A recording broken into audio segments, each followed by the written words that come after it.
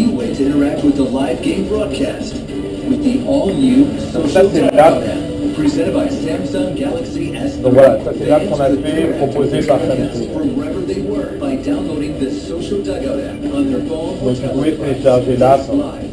Ça c'est un spot qu'ils ont fait pour promouvoir en fait là.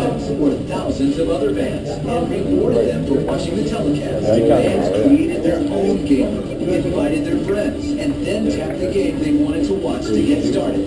From there, Voilà, they ouais. predicted the plays Alors voilà. before they happened. Ça c'est intéressant. Donc en fait, les gens utilisent l'app pendant qu'ils regardent la télé, ou sur tablette ou sur smartphone. Et donc quand il y a une action, en fait, on va déclencher live pendant cette action. Donc on a un outil nous chez Quarter qu'on offre aux chaînes qui permet de balancer tous ces modules interactifs. Bon là on va demander par exemple qu'est-ce qui va se passer. Donc là le téléspectateur a répondu sur sa tablette. Il pense qu'il va faire un script. Effectivement il tape. C'est un script. Et voilà. Et instantanément, voilà, il se passe, on va se dire, super, bravo, c'est un script, et donc tu marques les points. Comment tu gères la synchro? C'est là, tu suivais comme tu sur la synchro. En fait. Alors ça, c'est vachement intéressant. Surtout les batailles. Ça on fait ça, c'est un modèle qu'on a d'ailleurs breveté, où pendant le broadcast, quand il se passe quelque chose de spécial pendant le broadcast, on va déclencher ce qu'on appelle nous des trophées, qui vont voler sur l'écran et que les gens doivent attraper. On cherche des games mécaniques sur la télé, il faut des games mécaniques qui soient de 2 à 3 secondes, puisque les gens regardent la télé. Enfin, sont censés regarder la télé normalement. Donc ils doivent l'attraper, c'est vraiment la queue du Mickey. Très honnêtement, l'idée c'est la queue du Mickey.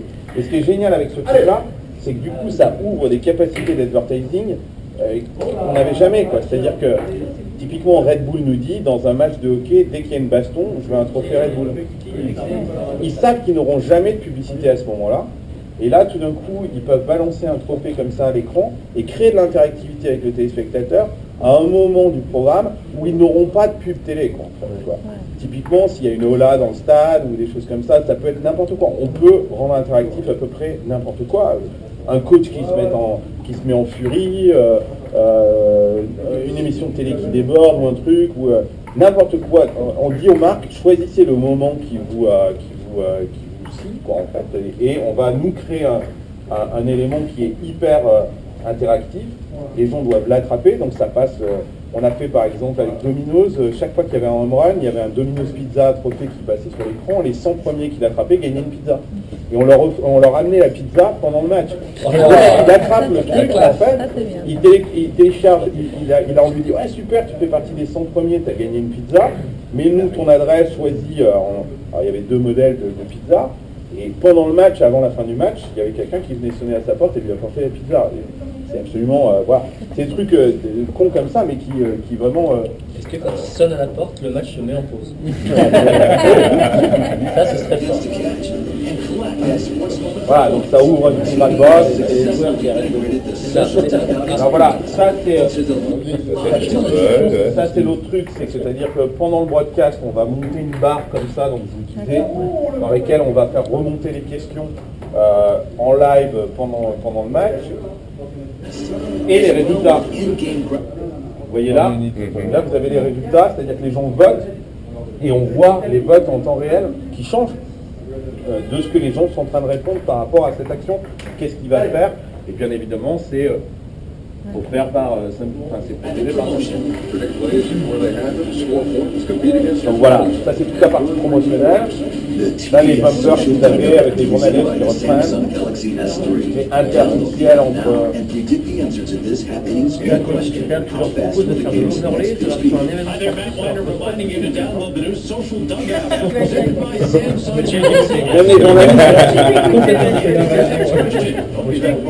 Alors ça c'est génial. On est habitué aux États-Unis à ça, avoir des layers. Donc là c'est le journaliste, le commentateur du match qui est en train de dire ouais c'est génial, CBS Social Dugout, vous pouvez jouer, voilà d'ailleurs nos meilleurs joueurs en ce moment. Et là c'est le leaderboard. Là on est entre le top 5 en fait des mecs qui sont en train de jouer sur l'app en fait. Et si vous entendez le mec qui parle quoi en fait derrière.